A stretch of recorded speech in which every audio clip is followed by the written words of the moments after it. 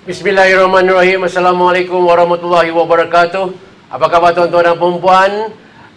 Bertemu kita sekali lagi dalam Garasi TV edisi malam. Baik tuan-tuan dan perempuan, seperti mana yang kita naikkan poster sebelum ini, malam ini kita ada satu topik yang cukup penting untuk kita tahu. Satu topik yang orang kata apa, selama ini menjadi barah dalam masyarakat tuan-tuan, iaitu penyalahgunaan dadah. Topik yang sangat berat, yang penting, tetapi insya-Allah kita akan kupas dengan cara yang paling sempoi supaya tuan-tuan dan perempuan lebih faham tentang apa yang berlaku. Untuk itu kita bawa malam ini tuan-tuan, kalau tengok di skrin kita ada dua jejaka hebat ini. Handsome semua dah bersedia. Di sebelah kiri saya tuan-tuan adalah Dr. Ravi, anak lelaki Ramada, iaitu Ketua Penolong Pengarah Perubatan Agensi Anti Dadah Kebangsaan di Ibu Pejabat. Dan di sebelah Dr. Ravi ini adalah Tuan Nazir bin Muhammad, iaitu pengarah AADK Selangor. Baik, terima kasih doktor. Ya, terima kasih tuan kerana hadir di studio kecil kita ni. Oh, hebat ni. Kami sangat teruja kerana bukan senang nak dapat dua orang hebat ni tuan-tuan. Mereka masing-masing sibuk dengan operasi, dengan kerjaya apa semua. Jadi kita bersyukur sangat kerana kebetulan minggu ini kita ada tema wanita. So elok sangatlah kita dalam perbincangan nanti kita akan selitkan juga tentang penyalahgunaan dadah di kalangan kaum hawa. Baik, boleh kita mulakan tuan? Boleh. Alright. Baik, tuan, saya pergi ke doktor dululah. Baik, doktor dulu. Kita pergi ke doktor dulu. Ini satu persoalan yang ramai orang keliru dan ramai orang tak faham. Orang tanya, apa beza narkotik? Apa beza AADK? Sama je. Tak bertindan ke? Kan? Polis pun buat, AADK pun buat. Jadi ramai orang kat luar sana, masyarakat dia tak faham ni doktor. Okey, mungkin untuk soalan pertama, sebelum kita mainkan video klip ni, mungkin doktor boleh ceritakan sikit apa sebenarnya perbezaan antara Jabatan Narkotik dan AADK. Itu satu. Yang kedua, ada orang kata, ni tak bertindan ke, fungsi apa semua. Baik, doktor, kita mulakan. Okey. Antara akta yang biasanya dikuatkuasakan oleh AADK adalah Akta Penagih Dadah 1983. Rawatan dan pemulihan. Rawatan dan pemulihan, di mana orang yang telah menagih dadah boleh mendapatkan rawatan secara sukarela, bawa akta yang sama. Boleh berkunjung kepada pejabat AADK untuk mendapatkan rawatan. Alright. Ataupun AADK akan membuat tangkapan di bawah akta tersebut, akta yang sama, rawatan dan pemulihan, untuk membawa mereka untuk kerawatan. Tangkap dan pulih lah. Tangkap dan pulih. So, dia lebih kepada penagih dadah, manakala PDRM dia akan menjurus kepada pengedaran dan juga penjualan, and also orang yang menyalahgunakan memasukkan dadah dalam badan. Maksudnya doktor, AADK juga mempunyai kuasa untuk menangkap, buat serbuan dan sebagainya lah. Yes, untuk penagih dadah. Untuk penagih dadah. Ini yang ramai orang confuse. Betul. Saya pernah di kampung saya dululah adalah mak dia ni, anak dia ni isap dadah. So AADK datanglah menjerit-jerit yang budak tu. Mana boleh tangkap dia? Saya ni AADK ke? Boleh. Punya tuan-tuan dan perempuan, malam ni kena ingat, walaupun seakan-akan sama, tetapi peranan mereka ada peranan masing-masing. Narkotik ada peranan je, AADK ada peranan je, tetapi yang paling penting tuan-tuan dan perempuan, AADK juga mempunyai kuasa untuk membuat tangkapan dan serbuan terhadap penagih dadah. Betul Betul. So jangan ingat lekeh. Okey. Baik tuan, sebagai orang nombor 1 AADK di Selangor. Ya, nombor 1. Kita pun tahulah kalau KL Selangor ni, mana-mana catak lah. Tak kisahlah dadah ke, curi motor ke, apa ke, dia champion lah. Ya, betul. Okey, kita nak tahu senario terkini penagihan dadah di negeri Selangor. Silakan tuan. Alright, okey, terima kasih Garasi TV Terima kasih semua kerana menjemput kami AADK Negeri Selangor pada hari ini. Saya ditemani oleh Dr. Ravi pada hari ini, alhamdulillah lah. Alright, sebenarnya apa yang berlaku sekarang ini sebenarnya ramai orang confuse sebenarnya. Ramai orang confuse sebab kadang-kadang kita masih lagi dengar orang kata apa sebenarnya fungsi ADK dan everything lah, sebab kita dah tahu ada narkotik macam yang Dr. Rabi explain tadilah. Kadang-kadang ada juga orang question kita kan, apa yang ADK buat sedangkan masalah dadah makin menjadi-jadi. Jadi inilah peluang inilah saya nak ambil sebenarnya untuk kita bersama dengan Gerasi TV ni, sebab kita tahu Gerasi TV tengah viral sekarang ini. So kita ambil peluang ini untuk kita sedikit sebanyak pun kita nak sampaikan mesej lah. Yang penting orang tahu apa itu ADK, di mana mereka boleh dapatkan bantuan sekiranya ada saudara mara, anak beranak mereka terlibat dengan masalah penagihan lah. Sebab kadang-kadang tuan kan, kalau kita tengok orang ni tak tahu mana nak channel. Kalau anak aku ambil dadah, aku nak kontak siapa? Malam ni mungkin pelayar-pelayar di Gerasi TV tahu. So dekat Selangor ni kita ada agensi Anti-Dadah Kebangsaan Negeri Selangor. Kita punya pejabat dekat Petaling, dan di seluruh Selangor ni kita ada 10 pejabat daerah. Yang mana yang dekat-dekat dengan rumah tuan-tuan tu, kalau ada masalah yang berkaitan dengan penyalahgunaan ataupun penagihan dadah dalam kalangan ahli keluarga, saudara mara, datang dekat kita. InsyaAllah kita boleh bantu. Macam doktor kata tadilah, maksudnya ADK kita mengesan mereka yang tak nak datang secara sukarela. So kalau yang tak nak datang sukarela ni, kita akan ambil mereka untuk bawa mereka kepada pemulihan lah. So dalam kita membuat pemulihan ni pun ada dua lah. So kita akan masukkan mereka ke dalam pusat pemulihan secara institusi untuk mendapatkan rawatan dan pemulihan, dan mereka juga mungkin akan menjalani rawatan dan pemulihan di dalam komuniti. Jadi inilah yang kita laksanakan sekarang lah. Macam di Selangor sekarang ni kita ada lebih kurang 5,000 orang kena pengawasan, kita panggil. 5,000 orang dalam pengawasan. Yang akan datang lapor diri dekat kita setiap bulan. Dan tak semesti setiap bulan, at least setiap bulan lah mereka kena datang. Tapi bergantung juga kepada keparahan mereka.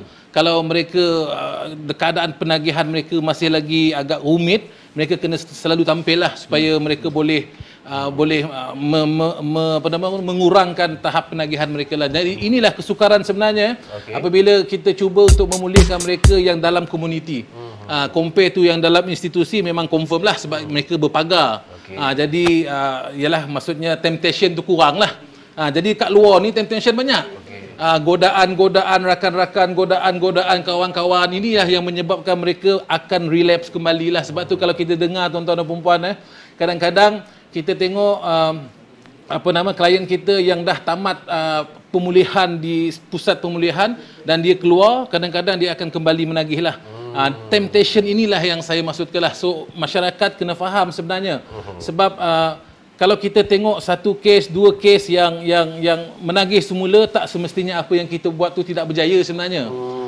Jadi baru-baru ni pun kita ada buat satu simposium pun kita dah declare. Ada beberapa orang klien-klien kita yang dah berjaya. Hari itu pun kita dah buat mentor PRS, mentor pembimbing rakan sebaya. Jadi mentor ni adalah mereka yang dah pulih lebih 10 tahun. Jadi mereka ni adalah produk pemulihan kita lah. So mereka mampu untuk kekalkan kepulihan lah. Dan selain daripada itu juga ADK Negeri Selangor juga menjalankan program-program pendidikan pencegahan lah. Yang mana pendidikan pencegahan ni pada saya penting. Sebab kita tahu masalah penagihan ni sukar untuk kita bendung. Sebab kita tahu sempadan kita besar, contohnya kan. Dadah sentiasa ada dalam masyarakat kita. Jadi apa yang cuba kita terapkan, kita nak bagi education lah kepada masyarakat kita ni. Supaya apabila mereka pandai, mereka tahu yang dadah ni tak elok, dadah ni boleh merosakkan kehidupan. Jadi kenapa mereka nak ambil? Tak ada pun contoh-contoh mereka yang terlibat dengan penagihan ni yang kira selamat lah kan. Jadi kita tengok memang agak rumit lah kehidupan mereka kalau mereka terlibat dengan dadah lah. Dan yang seterusnya kita pun ada juga melaksanakan penguatkuasaan lah macam yang doktor mention tadi lah. Dan sekarang ini di musim pandemik ini sebenarnya untuk makluman tuan lah, di musim pandemik ini lagi banyak aduan yang kita terima. Di musim pandemik ni. Musim pandemik ni lagi banyak aduan yang duduk kat rumah ni. Yang duduk kat rumah. Itulah yang saya katalah, macam contohnya lah kat sini kan, ada lebih kurang 1989 aduan lah yang kita dah terima sepanjang pandemik ini, dan kita telah membuat lebih kurang 3,300 tangkapan lah sepanjang pandemik ini di Selangor saja. Saya tak cerita negeri lain ni, saya cerita di Selangor saja. Jadi ialah saya pun berbincang juga dengan rakan-rakan saya yang lain. Mungkin di musim pandemik ini mungkin ahli keluarga baru tahu anak dia terlibat dengan dadah. Sebelum ni tak tahu. Sebelum ni tak tahu. Dah duduk serumah. Jadilah maksudnya dadah ni kan sentiasa orang kata tu tolerance kan doktor kan. So kalau dia ada withdrawal, dia tak dapat ambil barang, dia akan withdrawal. Jadi dia tak nak dia kena ambil juga. So tak ada tempat lain nak ambil. Perintah berkurung. So Istilah dia kantoi. Kantoi. Okey, baik. Tuan-tuan dan puan-puan, selepas ini saya akan kembali pada Dr. Ravi. Soalan dah mula naik dah. Soalan dah bertubi-tubi keluar dah. Nak tahu apa beza dadah jenis tradisional lama-lama, apa yang kata dadah sintetik yang keluar macam-macam ni, nama pelik-pelik tapi benda lebih kurang lah kata dia orang lah kan. So lepas ni jangan lupa kita akan bersama Dr. Ravi. Dr. Ravi pakar dalam bidang perubatan. Dr. Ravi akan cerita apa beza dadah tradisional, apa beza dadah sintetik dan sebagainya. Sebelum kita pergi pada Dr. Ravi, tuan-tuan layan video klip ini dulu. Silakan Sony dan Mahfuz.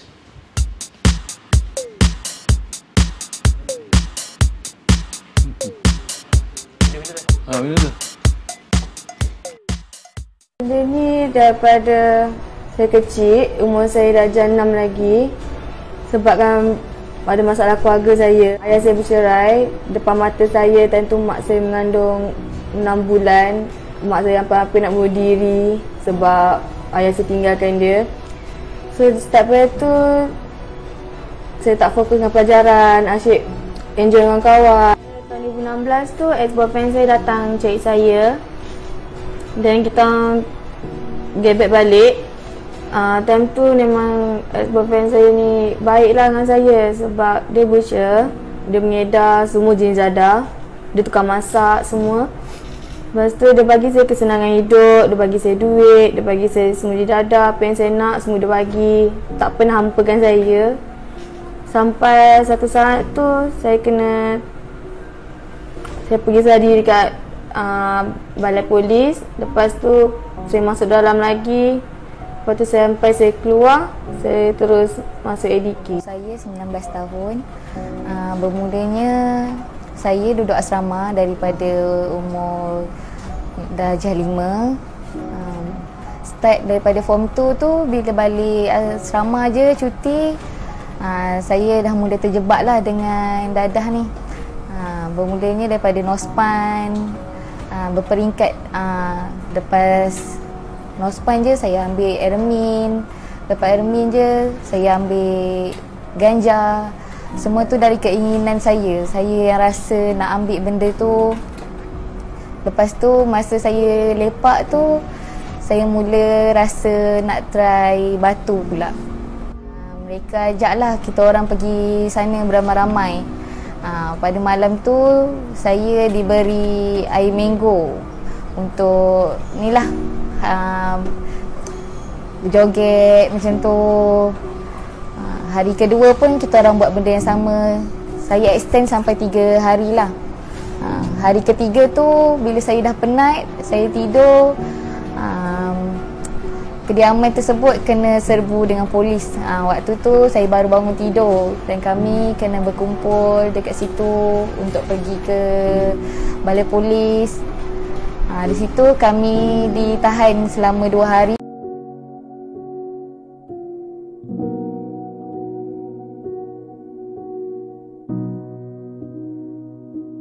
Begitulah tadi sedikit. Saya harap tuan-tuan dah dapat gambaran sedikit. Bagi yang baru menyertai ataupun baru mengikuti siaran kita, malam ini sila tumpukan perhatian tuan-tuan kerana kita ada satu topik yang sangat penting.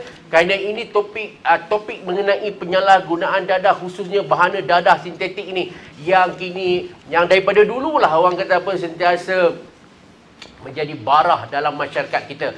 Kalau tuan-tuan tengok di skrin tuan-tuan, di sebelah kiri saya adalah Dr. Ravi, anak lelaki Ramadah, iaitu Ketua Penolong Pengarah Perubatan AADK, dan juga kita ada Tuan Nazir bin Muhammad, iaitu Pengarah AADK Negeri Selangor.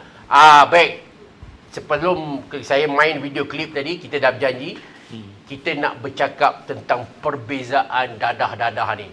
So, berbalik pada topik kita, iaitu bahana dadah sintetik. ramai orang confused doktor. Ya. Ya. Ya.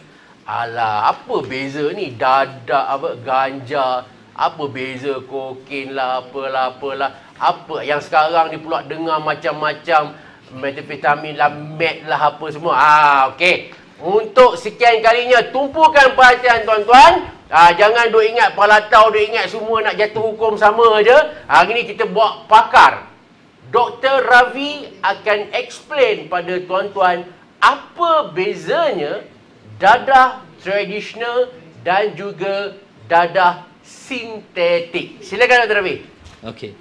Kalau kita lihat kepada dadah tradisional ataupun semula jadilah, biasanya kata natural dan sebagainya, dengan dadah sintetik. Okey. Perbezaan antara dua dadah ini adalah, satu, diambil daripada tumbuhan, diproses sedikit dan dia akan menjadi bahan yang boleh disalahgunakan. Sintetik pula adalah bahan yang dicipta di lab ataupun di laboratory dengan menggunakan bahan kimia yang sepenuhnya. Alright. Salah anggapan kalau seorang kata methamphetamine sahajalah dadah sintetik, dia bukan betul. Alright. Sebab kalau kita tengok kumpulan dadah opiat seperti heroin, morfin dan sebagainya, dalam kumpulan yang sama, alright, dalam kumpulan sama, morfin ni dia dadah semula jadi sebenarnya. Walaupun kata nama morfin macam bahan kimia, tapi sebenarnya dia adalah dadah yang kita kategorikan sebagai dadah tradisional ataupun semula jadi kerana berasal daripada pokok opium. Alright, diproses sedikit terus menjadi situ. Tapi dalam kumpulan yang sama, kita juga ada sintetik opiat ataupun bahan yang sekarang agak viral di US dan sebagainya, fentanyl. Alright, fentanyl crisis dan sebagainya. So fentanyl ni dia bahan opiat, dia bukan bahan yang kita panggil sebagai stimulant, tapi dia juga adalah bahan yang sintetik, dia produce di lab entirely. Alright, so perbezaan dadah tradisional ataupun sintetik ni hanya dari segi pembuatan. Tapi yang lebih penting kita perlu tahu adalah apa kesan dadah tersebut. Ini nak tahu ni.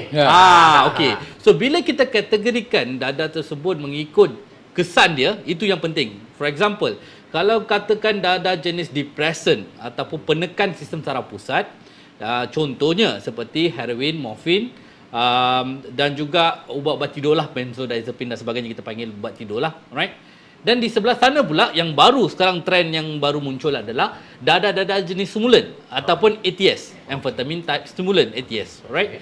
Kat situ adalah dadah seperti methamphetamine, dia ada juga MDMA, ecstasy kita panggil. Alright, ecstasy. Dan juga kita ada kokain. Kokain dia masuk dalam stimulan. Alright. Dan kita ada satu lagi kumpulan yang kita panggil sebagai hallucinogen. Okey, hallucinogen ni dia bahasa asal dia adalah halusinasi. So basically bahan yang boleh membuatkan halusinasi. So dia contoh macam kita panggil sebagai magic mushroom, dia ada cendawan, I think 3-4 tahun lepas dia ada popular dekat area Kuala Lumpur ni. Dan kita juga ada LSD dan juga beberapa bahan lain. Dan kita ada kumpulan yang keempat, iaitu dadah yang tak termasuk dalam kumpulan ni, termasuk ganja. Ganja ni dia depends. Ada ganja yang daripada tumbuhan itu sendiri, ada juga kita panggil sebagai synthetic cannabinoids. Itu 100% daripada lab, tapi dijual sebagai ganja semula jadi. Tapi dia produce daripada lab. Itu ada beza dia. So kita biasanya kalau kita nak discuss in detail, kita kena bincang dari segi kesannya. Kalau pembuatan dia, ada orang ingat, dadah semula jadi ni lagi selamat daripada dadah sintetik. Tak semestinya. So kita pun ada, for example, kita ada tumbuhan-tumbuhan racun. Kita juga ada bahan sintetik yang dibuat dekat lab. Contohnya katakan susu dan sebagainya, ada certain type of susu yang dibuat dekat lab. Comparatively racun lagi bahaya walaupun dia semula jadi. Tetapi susu tu dibuat dekat lab, tapi dia tak adalah membuatkan kemudaratan kepada kesihatan. So lebih bagus kita fokuskan kepada kesan daripada nak claim dia semula jadi ataupun sintetik. Okey doktor, kalau di orang kata yang banyak sekarang ni lah, kita kata sekarang tahun 2021 ni, yang kita tengok banyak tangkapan di kalau sebelum PKP tu di pusat hiburan ataupun dia orang ramai-ramai sewa kondo, jumpa dalam akhbar tu kita akan baca turut dirampas adalah pil kuda, syabu lah apa semua sebetulnya. Maknanya adakah itu trend sekarang compare dengan dulu? Macam mana doktor? Okey, so saya rasa daripada tahun 2000, 2003 ke atas, kebanyakannya dah berubah daripada heroin, morfin, kepada dadah jenis ATS, termasuk methamphetamine sebagainya. So, biasanya memang kita nampak ada perubahan. Satu lagi isu dia adalah, kalau kita lihat kepada semula jadi, kita kena tahu dia kena procure daripada tumbuhan. Okay, dia kena ada bahan asas dia, which is very difficult untuk dibawa masuk kepada negara. Of course, because dia punya bahan tu kena masuk ke negara, baru boleh diproses. Compare dengan sintetik boleh dibuat di mana-mana.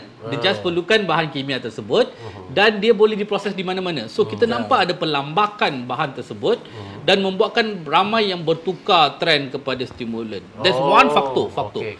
Faktor kedua, bila kita nampak compare dengan ciri-ciri orang yang menggunakan dadah sebelum tahun 2003 dan sebagainya, mereka nak dia menggunakan dadah jenis depression kerana dia nak hidup dalam dunia dia sendiri, dia nak lupakan problem dan sebagainya. Sibuk kerja apa semua. Exactly, dan lupakan masalah dia kebanyakannya. Tapi kalau kita tengok yang trend baru ni 2003, mereka lebih fokuskan untuk mencari nikmat. Maksud dia macam nak excitement. So dia nak tengok lampu, dia dengar muzik dan sebagainya, dia nak interaksi mereka dengan persekitaran mereka. So mereka terpaksa ataupun mereka mula masuk ke dalam dadah jenis stimulan. Itu beza perubahan trend dia lah kita nampak daripada tahun 2003. Okey. Now kita nak pergi pada Tuan Nazir. Right. Ini soalan standard lah. Ada keluarga kata, saya ni ada anak yang kami syak nagih dadah. Nanti kalau kami ni nak report dekat siapa? Ada yang kata nanti kalau kami panggil ADK akan serah kat polis juga. Baik kami kontak polis. Ada satu pula kata, yang mana satu nak call ni? Nak call ADK ke? Nak call polis ke? Tu. Yang ketiga lagi, boleh tak kalau kami call ni ADK main ambil kat rumah? Kalau kami nak serah mati hidup balik, anak kami tak nak pergi.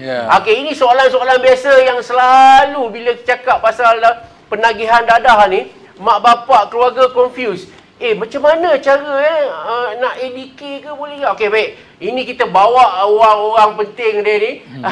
Tuan Nazir adalah pengarah ADK Selangor. Tuan Nazir, explain sikit pada keluarga yang memang ada masalah anak ke siapa-siapa ke terlibat dalam dadah, macam mana ADK boleh membantu mereka. Silakan. Terima kasih Tuan. Okey, sebenarnya kita agensi Anti Dadah Kebangsaan memang kita ada melaksanakanlah aktiviti penguatkuasaan ini. Kalau kita tengok di musim pandemik ini, dia lebih kepada kita melaksanakan operasi aduan lah, macam yang saya mention tadi. Yang mana kalau kita terima aduan, kita akan selesaikan aduan tu secepat yang mungkin. Jadi berbalik pada persoalan yang ditanya oleh Tuan tadi, bagaimana kaedahnya kalau anak saya ni anak terlibat dengan dadah, apa yang kita nak buat? Sebenarnya ADK kita ada dua konsep lah yang kita bawa sekarang ni, yang mana kita lebih menggalakkan supaya anak-anak ini datang kepada kita secara sukarela. Dia lebih baiklah sebenarnya sukarela bang. Datang ke pejabat ADK. Datang ke pejabat ADK. Nanti insya-Allah kita uruskan, sebab kita ada banyak pusat yang ada sukarela lah. Di Negeri Selangor ni kita ada di Dengkil ada. Jadi di KL kita ada Sungai Besi ya. So kita boleh channelkan, datang je mana-mana pejabat dan kita boleh uruskanlah, dan mereka ini boleh masuk secara sukarela. Pada saya yang masuk sukarela ni bang, dia lebih senang pulih. Maksudnya dia dah bertaubat. Kalau berbanding dengan kalau yang kita terima aduan, kita pergi ambil kat rumah, kadang-kadang yang kita ambil kat rumah ni dia tak mengaku dia terlibat dengan dadah. Selagi dia tak mengaku, pada saya lah, kalau dia tak mengaku, selagi itu dah sukar untuk dia menemui jalan kepulihan.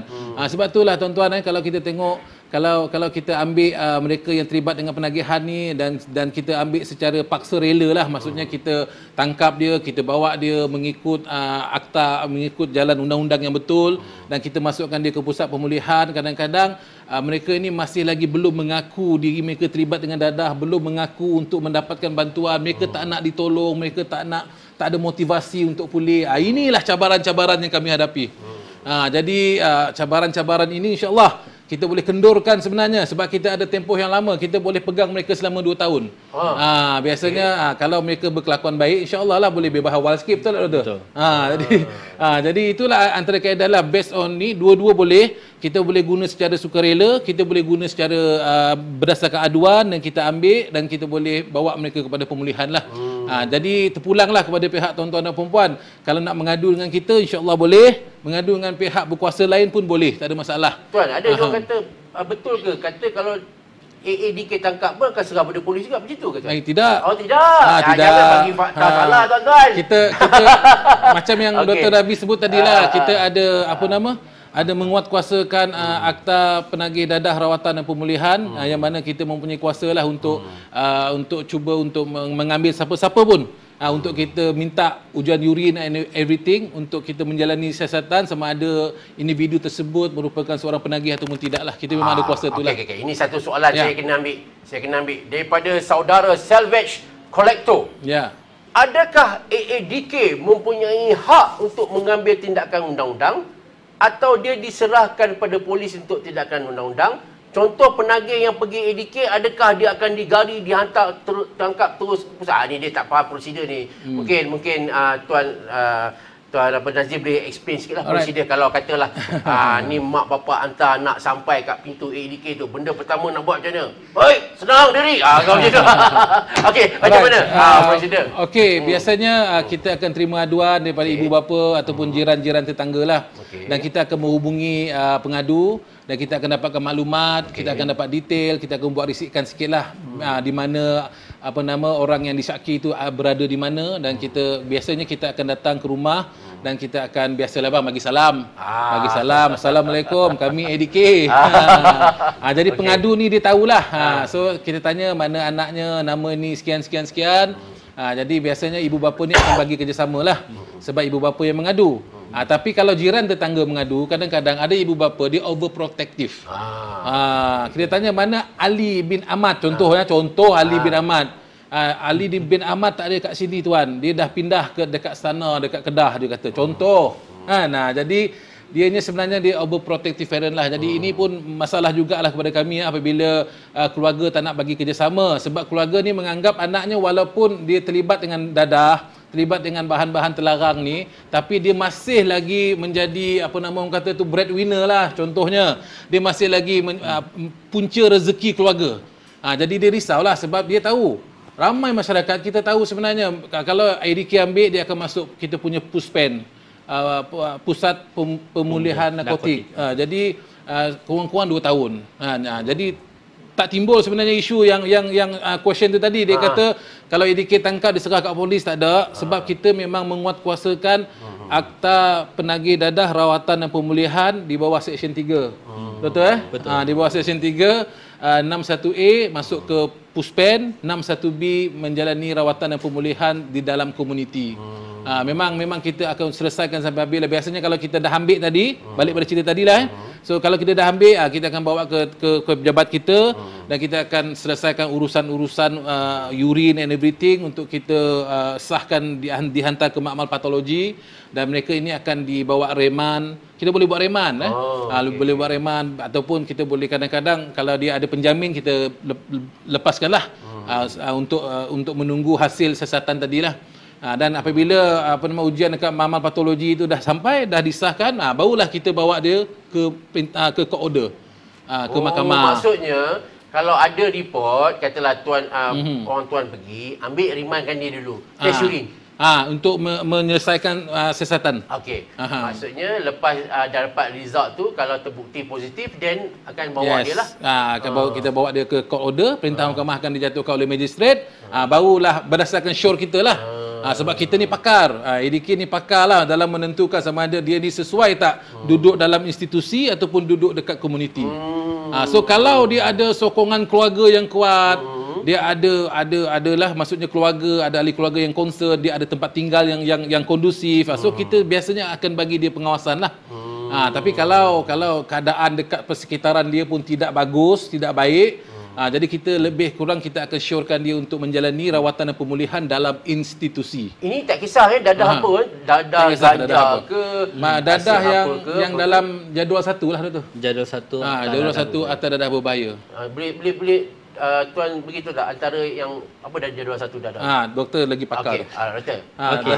Apa yang kata jadual 1 tu? Okey, so dekat akta yang utama tu, akta dadah berbahaya tu. Alright, so dalam jadual pertama ni dia ada 3 part. So yang part 1 dengan 2 ni dia ada dadah jenis opium, kita ada dadah jenis heroin, kita ada dadah jenis morfin, alright, dan juga kokain. Alright, itu part 1, part 2. Part 3 pula kebanyakan dadah yang baru semua ni dia termasuk dalam part 3 jadual pertama. So termasuk dadah jenis methamphetamine, MDMA, kita ada juga LSD, kita ada mushroom psilocybin dan sebagainya. Kebanyakan dadah lain biasanya termasuk dadah yang baru ni ada termasuk dalam situ. Termasuk dadah yang NPS yang kita cerita tu biasanya juga adalah termasuk dalam part 3. Maknanya bolehlah untuk hubungi. Exactly. Yang kata yang tak boleh apa dia? Maksud dia yang tak termasuk dalam jadual tu dadah macam mana? Okey, sebab kita kena tahu sebab dia ada dadah yang tak termasuk dalam jadual pertama sebab dia ada proses untuk memasukkan sesuatu dadah baru ke dalam akta tersebut. Okey. Cuma biasanya kalau baru muncul semalam, kita tak boleh expect hari ni terus masuk akta. Okey, doktor. Anak saya terlibat dalam GAM. Boleh kontak ADK tak? Okey, boleh. Boleh. Cuma kita tidak akan melaksanakan melalui undang-undang. Kita still akan membuat rawatan, kita akan bagi kaunseling, kita akan buat hikmat nasihat dan kita boleh aturkan program untuk pemulihan dalam komuniti. Okey, ini paling famous. Anak saya, lelaki saya ni suka main ketum lah. Boleh tak nak call ADK? Boleh, tak ada masalah. Boleh. Cuma kita akan melaksanakan di luar akta, which is kita akan bagi hikmat nasihat, kita akan memberikan program kepada mereka, tetapi ini adalah berdasarkan sukarela. So maksudnya dia datang sendiri, dia ada komitmen, kita boleh tunjuk aja sebab kita boleh merawat. Cuma kita tak ada peruntukan akta lagi bagi GAM dan juga ketum. I see. Alright. Okey tuan-tuan, dalam diam tak diam ni, dah dekat 40 minit. Ini benda syok ni kalau sembang ni tak terasa. Sebab tu sebenarnya tuan-tuan dan puan-puan, topik-topik macam ni, saya komen yang naik ni macam-macam soalan. Macam-macam soalan. Tuan-tuan dan puan-puan, sebenarnya banyak kalau kami nak ambil satu-satu soalan ni memang banyak. Tapi malam ni kita nak khususkan kepada 2 perkara. Iaitu dadah sintetik dan juga penyalahgunaan dadah di kalangan wanita. Kerana kebetulan minggu ni adalah minggu wanita, so kita sentuhlah bab wanita. Baik doktor, kita pergi, tadi kita dah tanya dah apa itu dadah sintetik tu. Ini bila sentuh tentang penyalahgunaan di kalangan kaum wanita. Okey, kaum wanita golongan Hawa, you all kena fokus betul-betul kerana malam ini doktor akan explain apa kesannya. Memanglah kita ni manusia sama je, tapi ada beza lelaki dan perempuan. Dan untuk wanita, jikalau cik atau akak atau makcik terlibat dalam dadah ni, Dr. Ravi akan explain sekarang apa dia punya kesan. Silakan. Okey. So kalau kita lihat dari segi beza antara lelaki dan perempuan ni, kebanyakannya dari segi fisiologinya adalah hormon. Okey. So kita tahu yang hormon lelaki dengan hormon yang untuk wanita adalah berbeza. Alright. So kalau biasanya kita lihat kepada penagihan dadah. Okey. Kita ada estrogen. Estrogen adalah satu jenis hormon bagi wanita yang akan naik turun waktu dalam kitaran haid mereka. Alright. So estrogen ni terdapat beberapa kajian di luar negara yang menunjukkan estrogen ni dia boleh menyebabkan seseorang merasa nikmat yang lebih banyak dengan dadah yang sama. So maksud dia lelaki dia boleh merasa nikmat yang sedikit comparatively untuk wanita. Euforia. Euforia dia. Alright. So yang kesan high dia kita panggil lah. Alright. Maknanya perempuan ambil dadah sedikit ni lagi high dia lagi dahsyat. Yes, comparatively sikit pun jadi. Because of tapi dia bergantung kepada waktu kitaran haid mereka tu. Sebab waktu estrogen tu tinggi dalam badan, kesan high daripada dadah tersebut akan lebih tinggi. Okey. Hari ke-14 tu. So depends Apa implikasi dia untuk penagihan di kalangan wanita? Okey. So, kalau kita lihat daripada bukan saja dari segi hormon, daripada pola pemikiran dan perspektif terhadap dunia ni, isu dia biasanya kalau laki ni dia suka try banyak benda. So mereka banyak expose kepada berbagai jenis dada dan mereka biasanya mereka tidak mempunyai sebab tertentu untuk mengambil dada. Tapi kalau kita melihat based on apa kita panggil kajian perilaku, biasanya wanita mengambil dada ni dia mesti ada sebab. Biasanya dia ada sebab. Kemungkinan dia mungkin dari segi trauma, mereka ada trauma, okey. Trauma tu kita kata dari segi seksual ataupun daripada kecil ataupun dia rasa sedih, ditinggalkan dan sebagainya, dia mesti ada reason. Ataupun mungkin on the other side kita nampak mungkin dia nak sesuaikan diri ataupun nak masuk dalam klik orang. Okey. Ataupun dia ada juga yang mengambil dada untuk menguruskan badan. Ya. For example dada methamphetamine ni biasanya ada juga pil-pil ni. Asal doktor tunjuk saya. Tak, biasa je lah. Secara Saya umum dengar. kita cakap wanita. Nak kurus. Nak kurus. Ah. Nak kurus. So bila dia dah kurus tu dia ambil lah pil apa Okey, methamphetamine dan sebagainya. Okey. So dia biasanya ada reason dia ambil. Okey. So bila kita compare dengan laki, okey, dia biasanya tak ada, dia mungkin suka-suka dan sebagainya, dia cuba dan sebagainya. Dan bila dia masuk kepada proses untuk menjadi ketagih tu, wanita dia akan lebih cepat masuk kepada proses ketagihan. Oh, baru Comparatively. saya tahu lah. Because nikmat tadi, because nikmat yang dirasai lebih tinggi, lebih cepat mereka akan masuk ketagihan. Seks hormon. And second, isu dia adalah bila mereka dah masuk ketagihan, kita tak kata menyalahgunakan lagi. Dia dah menjadi ketagihan, maksud dia tidak lagi boleh hidup tanpa dada tersebut. Dia akan rasa gejala tarikan, withdrawal dan sebagainya. So, bila dia dah masuk ke situ, kita nak pulihkan pun dia akan jadi kompleks. Lagi susah. Lagi susah. Sebab tadi kan dia dah ada history reason dia ambil tu. Kita tak boleh solve penagihan dada sahaja. Kita kena juga menyelesaikan masalah yang menyebabkan dia mengambil dada, termasuk dari segi dia ada trauma ataupun dia ada masalah berat badan tadi Banyak ataupun isu apa-apa banyak isu. Kita kena selesaikan sekaligus. Maksudnya dia tak boleh settle dada dulu baru nak settle masalah tu, tak boleh. Dia kena settle sekaligus. Ya. So that is one of the reason kita tengok kajian biasanya bila wanita menjadi penagih dada ataupun ketagihan, kita mendapati lebih sukar untuk memulihkan tanpa dengan dengar lelaki. tu tuan-tuan dan puan, Sukar dipulihkan. kaum wanita yang mana terlibat, dia akan lebih sukar untuk dipulihkan. Walaupun lebih senang untuk mendapat kenikmatan, euforia tu, tetapi ingat untuk nak repair atau nak pulih susah. Ya. Okay, so that is part yang kita kata fisiologi. Kita juga ada isu Sosial.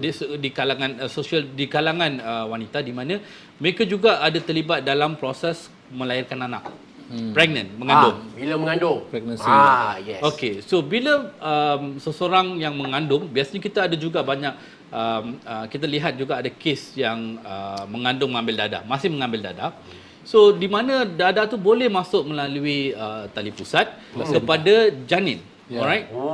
So bila anak tu lahir, depends on the jenis dada, bukan semua dada, jenis dada dia bergantung. So kalau for example kita kata heroin is the most common. So bila heroin tu, bila anak tu lahir, anak dia boleh jadi dia akan ada kesan tarikan withdrawal tu waktu lahir. Sebab dia terputus darah daripada supply dia, dada daripada mak dia. Bila dia lahir tu dia akan menggeletar macam orang yang kita biasa tengok kat dulu yang TV tu, baby merundung sikit, lepas tu dia akan bergeletar semua tu, kita boleh nampak dekat baby. So itu another additional concern Baby compare. pula yang mengalami simptom itu Exactly. So sebab tu kalau mengandung tu dia kita kena manage betul-betul dengan pakar gynae untuk kita tengok macam mana kita nak membantu mereka sewaktu mengandung ni. So that is one factor. Ibu menyusu ada satu lagi faktor. Biasanya certain drugs, actually kebanyakan dada tu boleh juga dikeluarkan melalui susu ibu. So dia boleh pergi kepada anak juga, which is another problem lah. Sebab tu saya katakan penagihan di kalangan wanita ni adalah lebih kompleks berbanding dengan penagihan di lelaki. Ya. Saya dapat fakta yang baru. Ramai orang kata, wah kami pun dapat fakta baru. Evon Muhammad Khan kata, menarik topik malam ni. Memang menarik tuan-tuan dan puan. Kita bukan saja-saja bawa ni. Boleh panggil lagi bang? Bukan bawa saja-saja sebab ini penting tuan-tuan. Seperti mana fakta tadi, rupanya dada kalau kaum wanita yang ambil lagi susah Jadi janganlah menyebabkan diri dalam benda-benda macam ni. Baik, Tuan Nazir Muhammad. Ya. Orang yang berpengalaman dalam berhadapan dengan ketagihan dadah di kalangan wanita di negeri Selangor. Ya. Disco, pub, apa semua, banyak tangkapan lah, Yuri kita baca dalam akhbar artis, selebriti, orang awam, yang eksekutif sekarang ni banyak terlibat dalam dadah sintetik. Ya. Kalaulah saya boleh tanya satu benda lah pada Tuan. Agak-agak sejauh mana seriusnya penagihan dadah sintetik di kalangan kaum wanita di negeri Selangor? Right. Sebenarnya kalau kita dengar tadilah penjelasan daripada Dr. Ravi itu dah jelas mengatakan bahawa penagihan dadah dalam kalangan wanita ni sangat kompleks sebab sistem tubuhnya berbeza, hormonnya berbeza kan, emosinya pun berbeza kan. Sebab perempuan ni kalau dia nak mendapatkan rawatan pemulihan pun banyak benda dia nak fikir. Contohnya lah kalau dia nak fikir, kalau dia masuk pusat dia nak kena cerai kan. Kalau dia masuk pusat siapa nak jaga anak dia. Perempuan ni emosi attachment dia kuat. Jadi sebab laki tu dia serah diri laki kalau dia masuk pusat itu mak dia fikirlah macam mana jaga anak. Biasa laki macam tu, dia mudah. Jadi perempuan ni very kompleks lah. Siapa nak jaga anak aku ni? Walaupun kompleks banget, kalau walaupun dia kompleks tapi kerajaan pun mengambil serius lah perkara ni kalau takkan kita ada mewujudkan pusat pemulihan dadah wanita. Yang mana kita ada di Kelantan. Even tahun 80-an lagi kita dah ada pusat di Kemumin Kelantan, tak silap saya. Di Kemumin Kelantan, dan kita convert pula pergi ke Bacok. Dekat Bacok kita ada pusat pemulihan dadah pusat pemulihan dadah dalam kalangan wanita lah, fully woman. Dr. Ravi adalah doktor kat situ lah. Dia selalu jaga situ.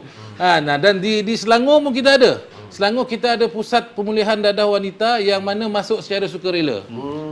Tapi kalau kita tengok statistik Tuan, tak ramai. Jadi tak ramai. Sebab tu saya kata tadi, yang kita kesan ni tak ramai. Macam contohnya di Selangor sekarang ni lebih kurang ada 91 orang je. Macam yang tak logik macam tak logik sikit je kan. Jadi sikit saja. Sebab jaranglah kita terima aduan.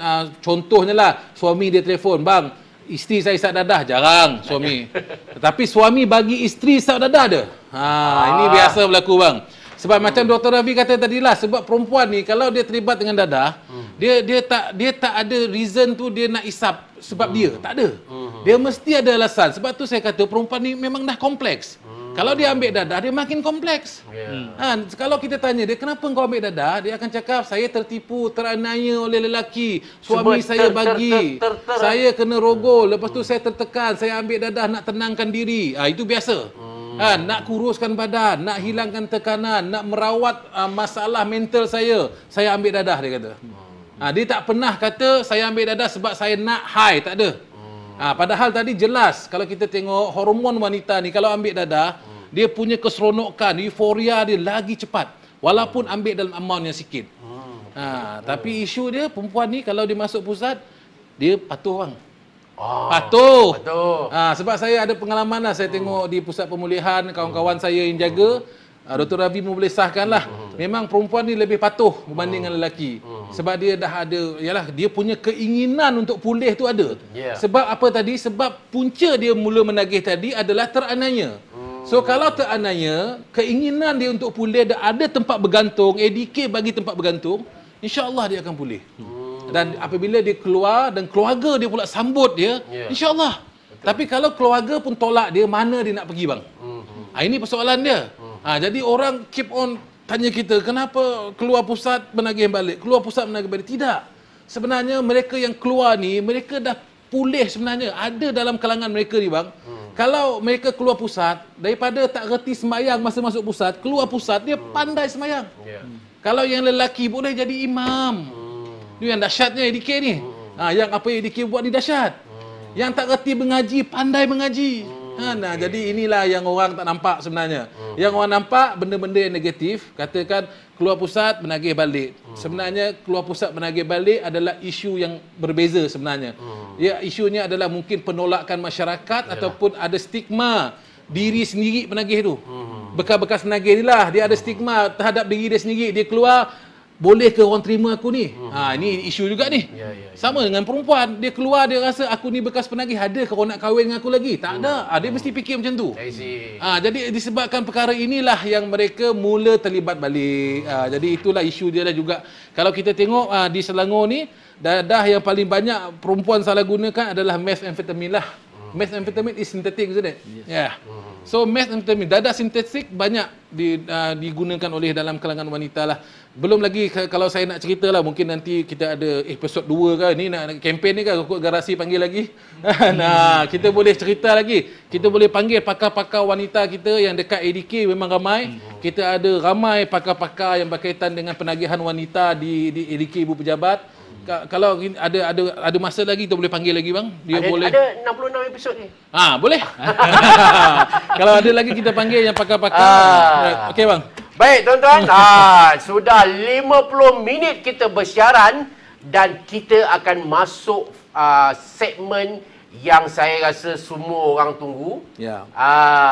Semua orang ternanti-nanti dan semua orang tertanya-tanya, Garasi nak buat apa pula ni? Okey, selain daripada kita mendengar daripada Dr. Ravi, lulusan Universiti Gajah Mada Indonesia ni, saya pernah tsunami. Dia pasal Gunung Merapi, saya pernah sampai ke universiti. Dan juga kita ada tuan lulusan UIA ni. Kita juga ada bawa pegawai AADK ke Negeri Selangor, ke Garasi, kerana mereka akan tunjuk sekarang. Stand by abang-abang kita, stand by. Kita akan tunjuk apa yang dimaksudkan dengan dadah sintetik. Macam mana rupa dia, macam mana dapur dia, macam mana segala macam-macam. Kita bersama Encik Ahmad Faizal Awang dan juga Encik Izzuddin Ahmad Baharin daripada AADK Selangor yang akan menerangkan tentang alat-alat ataupun dadah sintetik ini. All yours, sir. Silakan.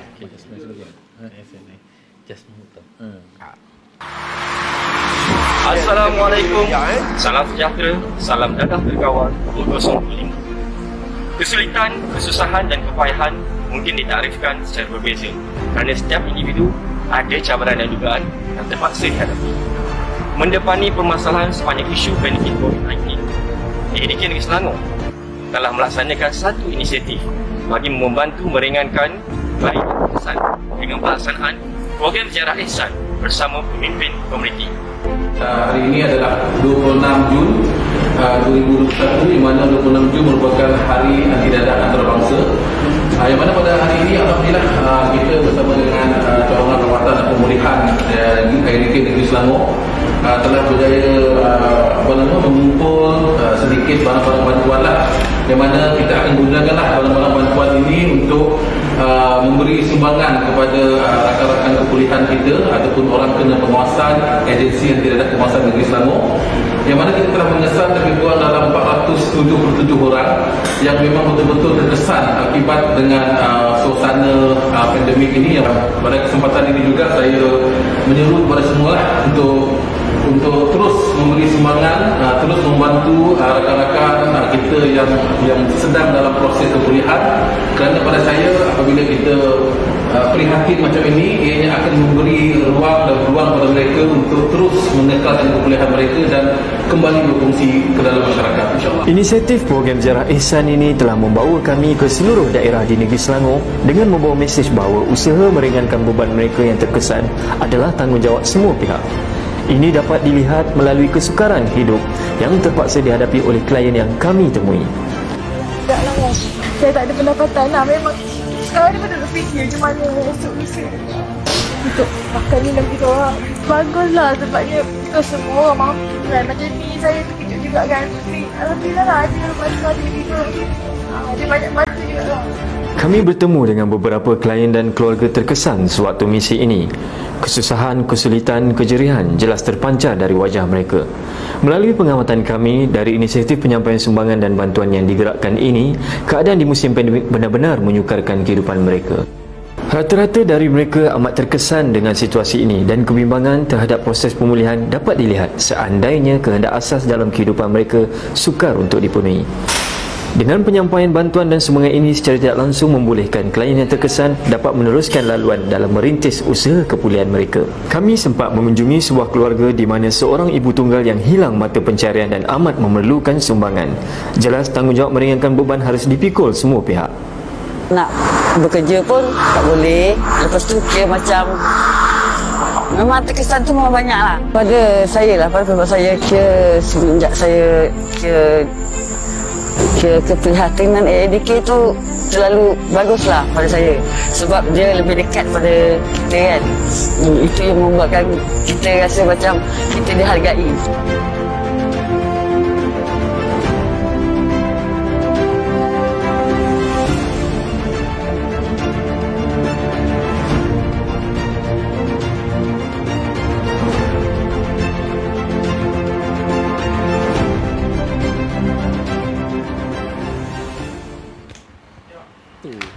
Baik tuan-tuan dan puan-puan, di depan kita adalah resepi memasak. Bukan resepi masak.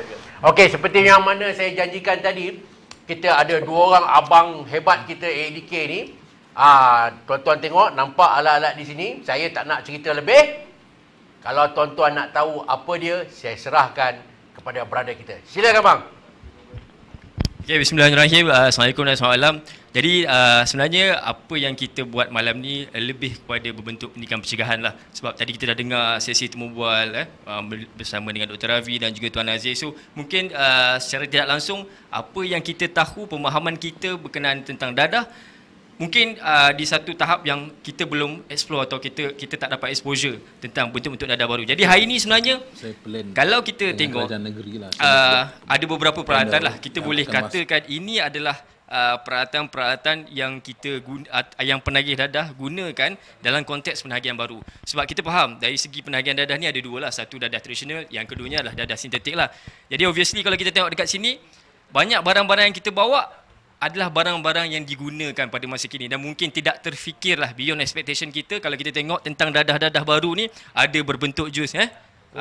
Saya bersama dengan sahabat saya, Izzuddin, boleh dikatakan pakar untuk memberi penerangan. Bukan pakar menagih, pakar dalam memberi penerangan. Dan kalau kita lihat di sini, bila saya sebut tentang dadah tradisional, kita mungkinlah sekadar sepintas lalulah. Kita faham penggunaan dadah seperti heroin, morfin di bawah opiate base dan juga penggunaan dadah seperti dadah tradisional seperti ganja, mungkin menggunakan alat ni lah. Ni biasa kita sebut sebagai apa, Cik Din? Bong.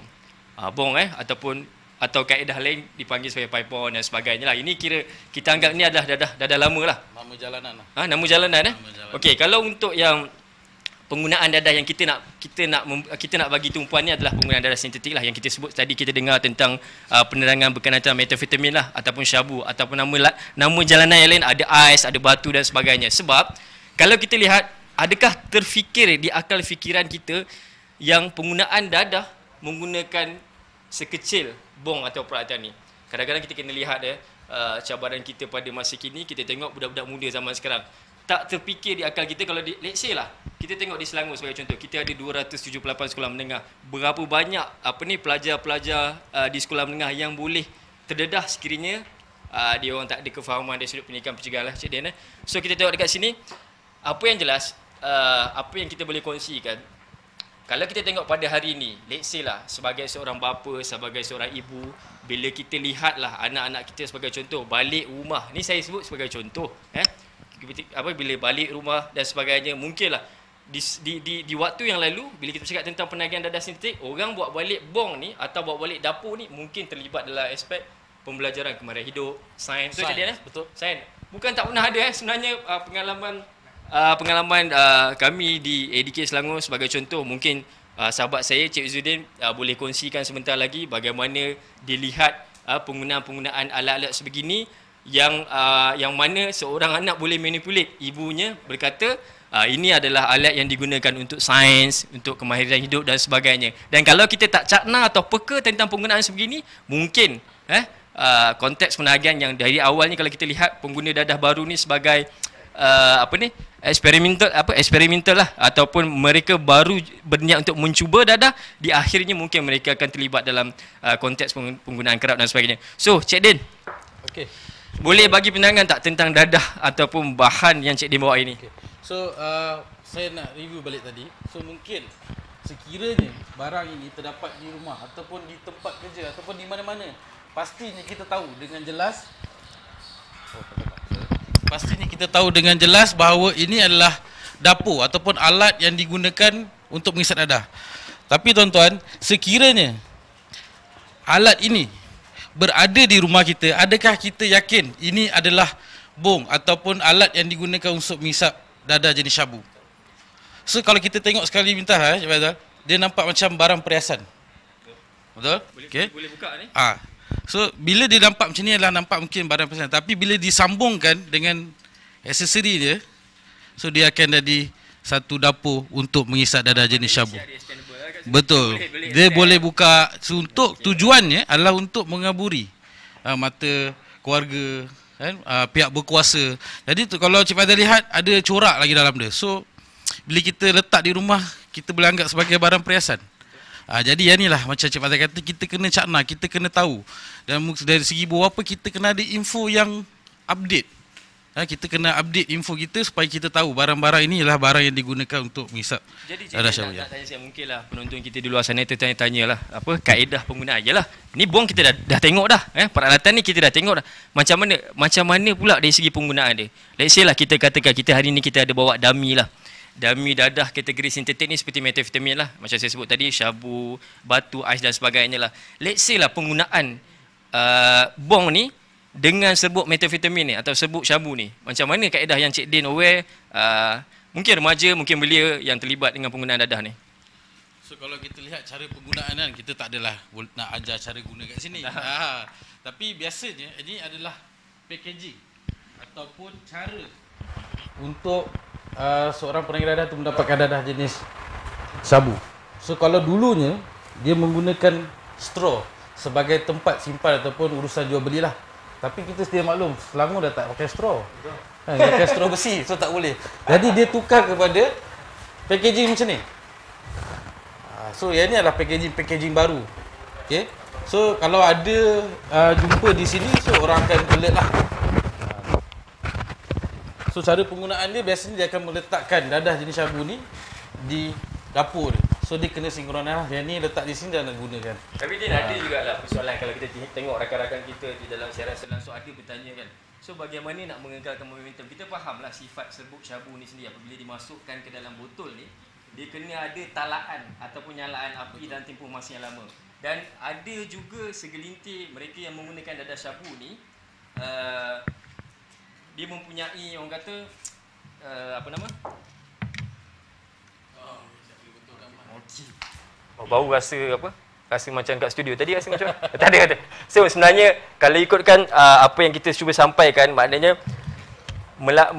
memperlihatkan orang yang menggunakan dadah sintetik memerlukan insight kreatif. Jadi terhasillah alat-alat seperti ini. Dan kita tengok apa kaitan di antara penggunaan serbuk syabu dengan botol yang digunakan. Dan kita boleh tengok juga apa ni bagaimana ada setengah tempat Din, bila kita pergi ke setengah tempat di kawasan-kawasan berisiko, kita jumpa penggunaan lighter dalam bentuk yang dah diubah suai. Macam saya sebut tadi lah, untuk membolehkan talaan nyalaan tu bagi membolehkan serbuk syabu ni dibakar. Sebab kita kena lihat dah, zaman dah berubah. Dulu mungkin kita terdedah dengan penggunaan dadah bersifat suntikan. Hari ini ada juga dadah yang dah orang kata proses transisi daripada penggunaan dadah tu berbentuk suntikan hinggalah dari segi smoke, hisap. Dan yang terbaru yang ni, sebenarnya hari ni kita nak memberi pendedahan tentang penggunaan dadah bersifat jus. Betul kan? Sebab mungkin ada orang wondering kenapa ada serbuk 3-in-1 kat sini, Din. So yang kita explain tadi adalah mungkin bagi tuan-tuan adalah jenis baru. Sebenarnya ada lagi baru. Contohlah dadah jenis syabu ni macam saya kata tadi, dia disimpan dalam plastik lusinan macam ni. Okey, tapi mungkin tuan-tuan tak rasa apabila packaging ni bertukar kepada ini. Ni dia dah baru je Din. Dia bawah kategori apa? Dia bawah kategori NPS. Ini yang dimaksudkan new psychoactive substance lah.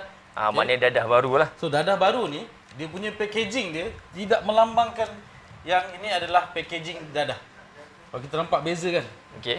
So yang ni ketara. Kita tahu yang ni adalah packaging dadah. Sorry lah. Ni apa signifikan simbol Captain America ni? Signifikan dia tujuan dia hanya semata-mata untuk mengaburi pihak berkuasa ataupun pihak apa.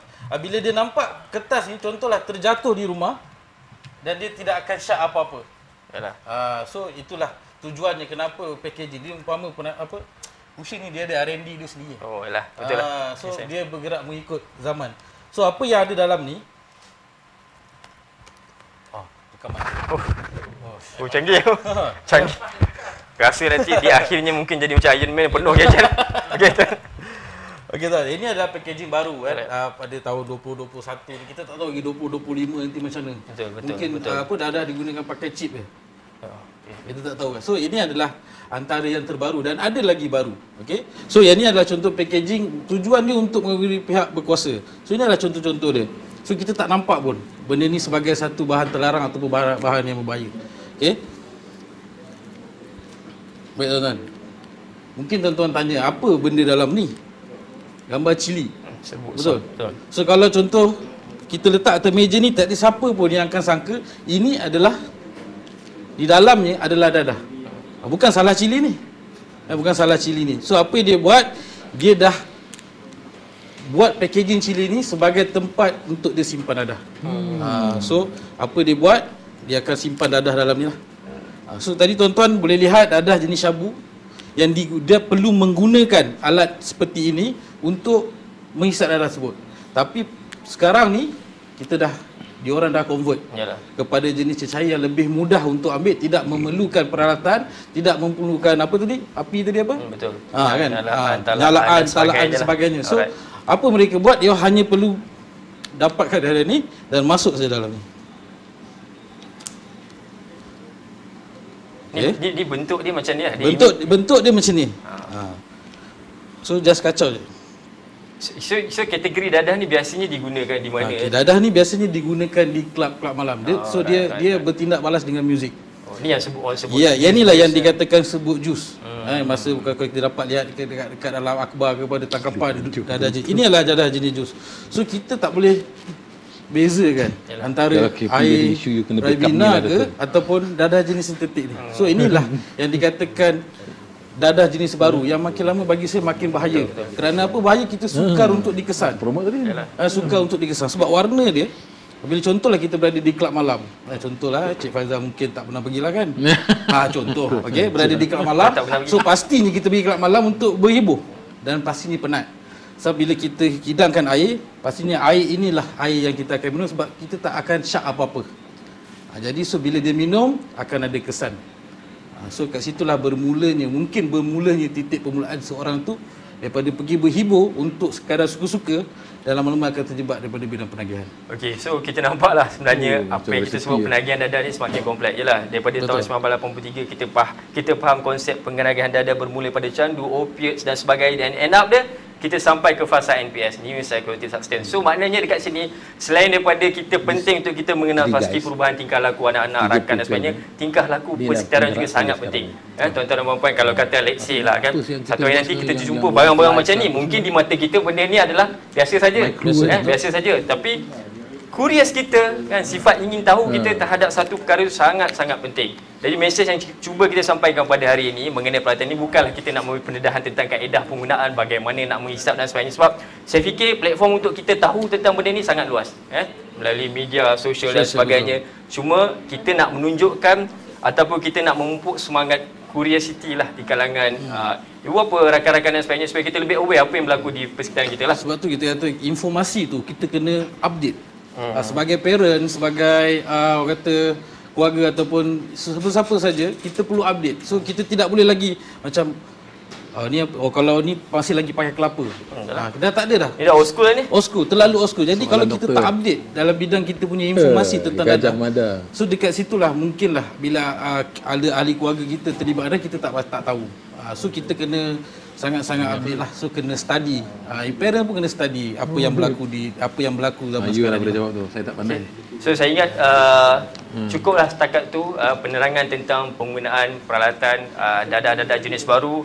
Dan saya ingat kami di ADK sentiasa menekankan tentang konsep pendidikan pencegahan, yang mana tuan-tuan dan puan-puan, kalau ada sebarang bentuk permasalahan, aduan, apa-apa saja pertanyaan berkaitan tentang isu-isu penagihan dadah, sebab contoh kami di ADK Selangor khususnya, isu-isu berkaitan tentang penagihan dalam konteks yang kecil, remaja yang baru nak mencuba pun kita cater, tak ada isu tentang tu. So talian hotline kita pun sentiasa dia berfungsi terbuka selama 24 jam. Tuan-tuan bolehlah meringankan tangan. Kalau kata ada sebarang permasalahan, boleh call 0389112233.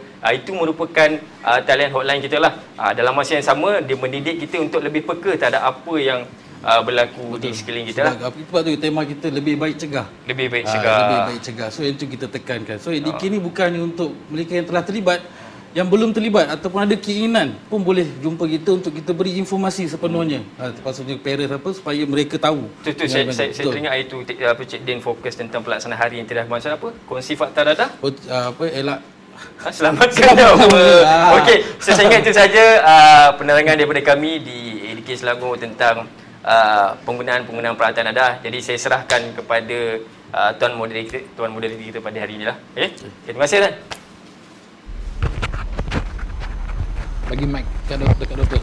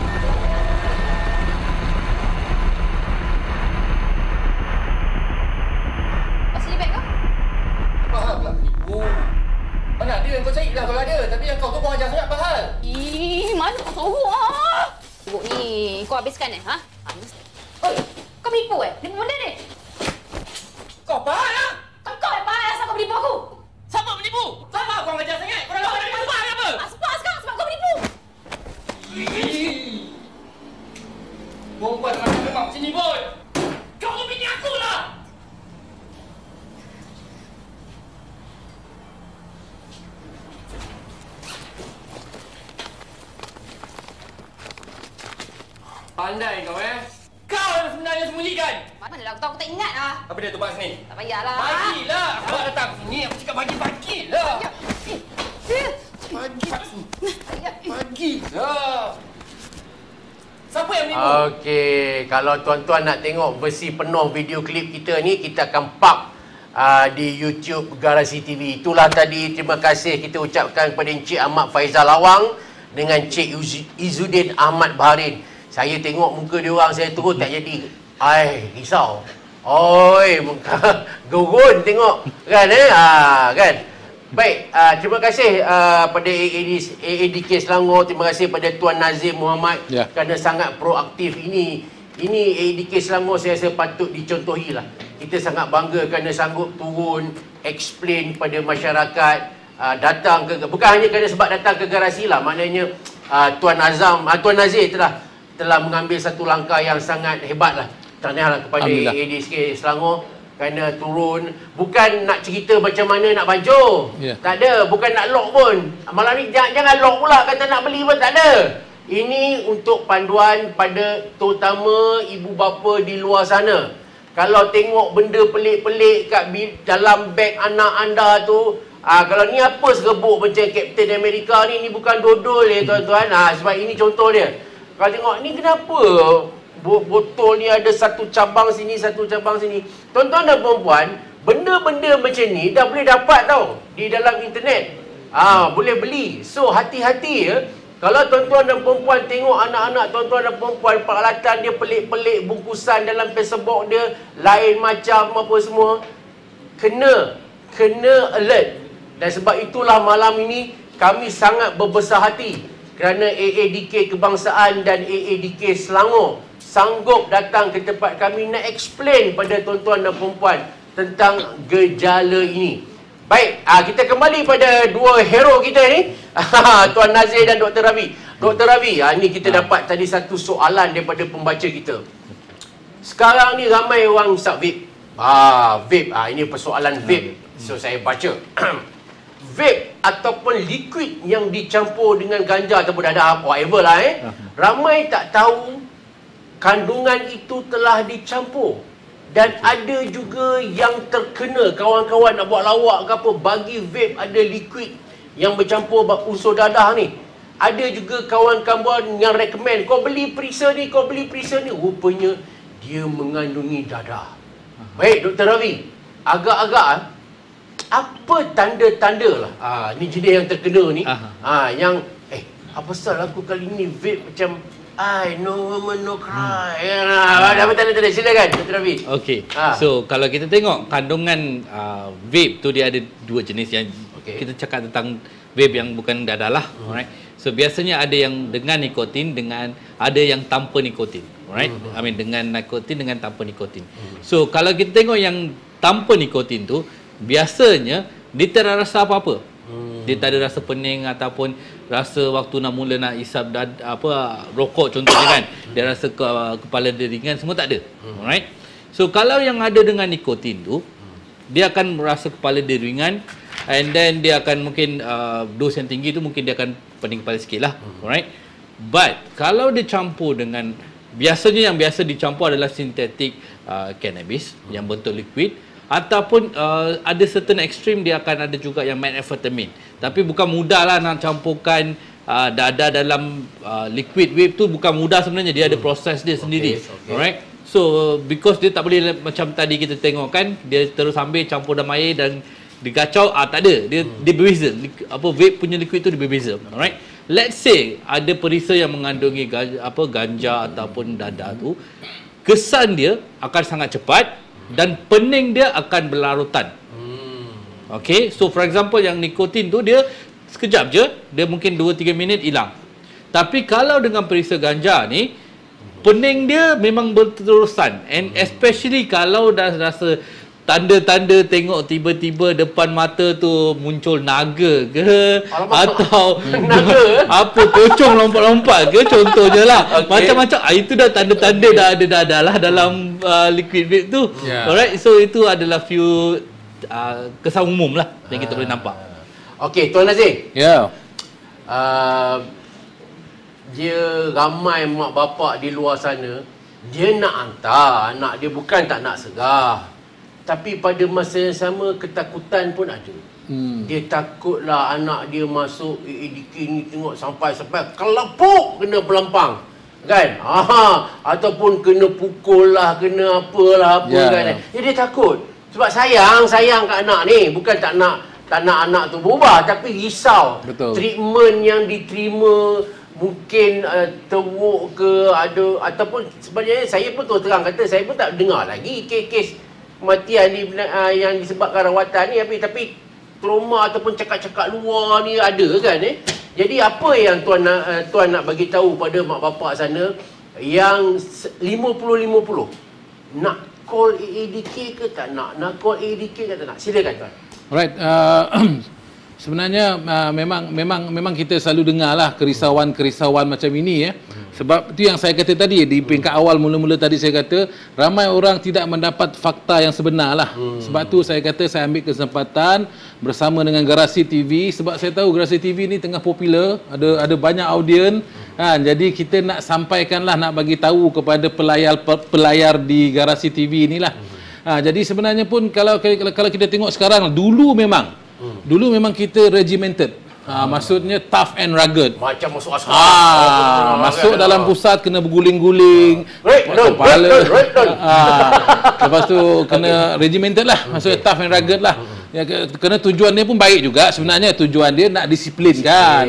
Kalau tak disiplin, macam mana nak mengikuti program-program pemulihan? Cuma sekarang ini kita lebih kepada, sebab sekarang ni konsep kita menganggap mereka yang terlibat dengan penyalahgunaan bahan ini adalah pesakit. Jadi ada kita tengok doktor pergi seksa pesakit. Tak ada. Even sekarang ni pun kita buat, kalau nak detox pun kita buat medical detox. Betul medical detox. Kalau dia pening kepala, kita bagi dia Panadol, kita bagi dia painkiller. Tidak ada dah konsep yang kita panggil cold turkey, tak ada. Maksudnya dia duduk dalam satu ruang yang sempit, duduk dalam tu dan tidak diberi apa-apa, just makan je lah kan. Jadi sekarang ini kita lebih ke arah merawati pesakit. Maksudnya tidak ada perlu risau dah ibu bapa dekat luar sana. Sebab sekarang ni apa yang kita buat semuanya lebih kepada menggunakan kaedah farmakologi, menggunakan kaedah perubatan lah. Dan juga menggunakan kaedah psikososial yang mana kita cuba membina atau membaiki karakter mereka supaya mereka boleh berubah daripada tingkah laku penagihan kepada tingkah laku yang biasa ataupun tingkah laku yang sama macam orang lain. Jadi tidak ada timbul isu itulah sebenarnya tuan sekarang ini. So kepada ibu bapa yang kat luar sana, kalau ada nak hantar anak tu, boleh hantar kepada kita secara sukarela, tak ada masalah. Namun begitu, kita pun ada pusat pemulihan dadah swasta. Dekat Selangor ni ada banyak pusat pemulihan dadah swasta yang berdaftar dengan kita, ada lebih kurang 10 ke 11 lebih kurang macam tu. Jadi ini adalah option. Kalau rasa tak nak pergi dekat kami, boleh pergi ke pusat pemulihan dadah swasta. Ada banyak option, ada yang menggunakan konsep spiritual kan, ada yang menggunakan konsep-konsep psikososial, dan semuanya berada di sekitar negeri Selangor lah, dan mendapat sokongan-sokongan yang baik lah, dan sentiasa bekerjasama dengan kami lah. Mungkin Dr. Ravi nak tambah sikit? Okey, so saya rasa kalau ada yang mungkin rasa macam mana, tak tahu keadaan dalam pusat ke apa yang dia buat dalam pusat semua tu, I think currently dekat ADK kita ada buat satu YouTube channel juga lah, Mr. ADK. Kita ada banyak sekarang recently kita ada banyak tunjukkan apa yang berlaku dalam Puspen ataupun pusat pemulihan dadah yang dilaksanakan oleh ADK lah. So mungkin ada berbeza-beza konsep daripada satu tempat ke tempat lain. So itu boleh memberikan satu gambaran sedikit lah. Tapi Tuan Puan boleh mengunjungi mana-mana pejabat ADK daerah ataupun negeri untuk mendapatkan maklumat lebih lanjut, termasuk senarai pusat pemulihan dadah persendirian tadi tu. Ya. Tuan, betul ke orang kata kali ni kami serah anak kami ni terus dia rekod, dia teruk nak minta kerja lepas ni tak boleh, nak ni tak boleh. Ada orang tanya ni. Dia risau, dia kata nanti kalau kami serah anak kami rekod, dah ada rekod payah pula. Okey, saya maaf lah tuan, macam soalan ni kan. I think you should answer this. Okey, alright. So kalau untuk rekod ni biasanya memang kita tidak akan mengeluarkan rekod kepada mana-mana pihak yang tidak berkepentingan. So biasanya kalau kita share information pun dengan PDRM ataupun ni. Tapi cuma yang prinsip kita ada, prinsip yang kita ada, kita tidak akan apa kita panggil yang sukarela ni. Biasanya kita tidak mengeluarkan rekod mereka. Maksudnya kita tidak memberikan rekod mereka itu biasanya. Itu semua rahsia lah. Yes. Kita tak dedah. Especially kalau private sector, kita jarang kita akan share maklumat berkaitan dengan rekod penagihan mereka sebelumnya. So jangan risau, jangan takut. Compare dengan rekod jenayah yang akan dihadapi seorang kalau dia masuk ke penjara, masuk ke ADK lebih jauh lebih selamat. Okey Dr. Ravi, ada orang kata kalau dadah tradisional ni dulu ambil metadon. Okey. Ambil metadon sebagai replacement lah apa semua kan. Okey, yang ambil dadah sintetik ni boleh tak guna metadon ke ataupun ada ke kaedah lain nak mengubati ketagihan? Okey. So kita kena tahu kalau even for dadah tradisional seperti heroin ataupun morfin, biasanya dia ada dua elemen. Okey, kita biasa panggil sebagai, kita actually sekarang prinsip dia adalah keempat. Bio, psycho, social, spiritual. Ada empat alright. So yang biological part is yang kita biasa tengok ada perubatan lah. So kalau heroin tu biasanya kita akan memberikan metadon. So sebab kita nak mengawal gejala tarikan dia dengan menggunakan terapi gantian. So which is metadon. Metadon ni kumpulan opiat. So dia hanya berkesan kepada dadah jenis opiat. Alright, dia tidak berkesan untuk methamphetamine. Okay. So the element yang kedua tu psychological, pemikiran, social, interaksi mereka dengan orang luar, spiritual, hubungan mereka dengan kuasa yang lebih besar. Alright. So that element comes into play as well when dalam program metadon sepatutnya. So kalau dia just minum metadon je tak buat benda lain tak boleh juga. Boleh juga. So kalau untuk yang methamphetamine, cuma yang belum ada lagi is the biological, tapi dia ada juga ubat psikiatrik yang boleh guna tapi bukan diiktiraf lagi. Ada yang digunakan juga untuk kes yang teruk. Tapi elemen psychosocial spiritual tu itu yang perlu ditekankan walaupun tak ada biological. Okey, baiklah tuan-tuan dan puan-puan, kita dah 1 jam 25 minit, macam-macam dah kita sembang, macam-macam dah kita discuss tentang kesan dia, tentang apa yang dibuat oleh ADK. Malah kita bawa abang-abang ADK tunjuk kepada tuan-tuan malam ni barang-barang yang terlarang, bong dapur apa semua. Jadi tuan-tuan tolonglah share. Kalaulah tuan-tuan tak dapat nak follow kita malam ni, bagi tahu kawan-kawan, share pasal perkongsian malam ini kerana ia sangat penting. Kerana dadah ni daripada dululah merosakkan segala sistem masyarakat kita. Dan dengan wujudnya dadah jenis baru ni, dia ada lebih memeningkan kepala. Apatah lagi apabila tadi kita dengar macam mana Tuan Pengarah AADK kita bagi tahu tentang makin bertambahnya pengguna dadah di kalangan wanita. Dr. Ravi bagi tahu wanita kalau ambil ni kesan dia lagi teruk, lagi kompleks, lagi susah nak merawatnya. Jadi tuan-tuan yang mana ada kesempatan, share lah video ini beramai-ramai, bagi tahu pakcik, makcik, pak long, mak long, inilah kesan-kesannya. Baik, terima kasih kepada dua pakar kita, hero kita, iaitu Dr.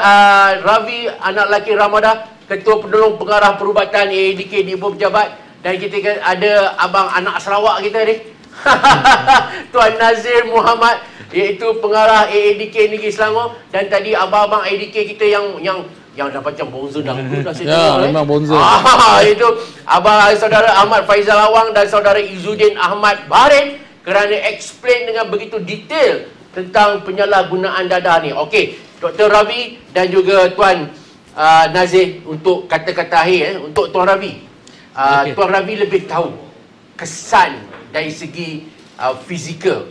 Tuan Ravi dah tengok betapa sengsaranya pesakit. Kita call pesakit. Kita tak pernah anggap tuan-tuan yang terlibat ni sebagai penjenayah. Kita anggap tuan-tuan yang terlibat ni sebagai pesakit. Tuan Ravi dah tengok sendiri bertahun-tahun kesengsaraan yang terpaksa ditanggung.